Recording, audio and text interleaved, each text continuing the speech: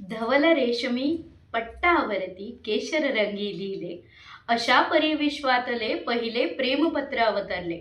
तुम्हाला माहिती आहे जगातलं पहिलं प्रेमपत्र कोणी कोणाला लिहिलं? रुक्मिणी मातेने श्रीकृष्णाला लिहिलं.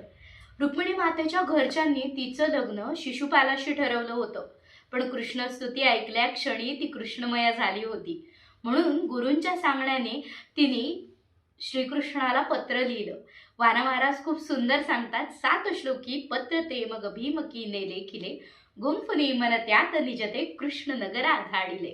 आणि श्रीकृष्णाने ज्या क्षणी ते पत्र हाती घेतलं तत्क्षणी सांगतात, क्षणाचाही विलंब न करता श्रीकृष्ण निघाले आणि रुक्मिणीला रथी ओढून घेऊन गेले.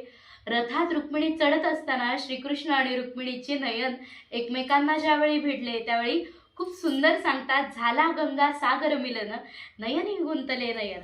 जगातल्या पहिल्या प्रेमपत्रामुळे श्रीकृष्णाला रुक्मिणी मिळाली होती आणि रुक्मिणीला श्रीकृष्ण.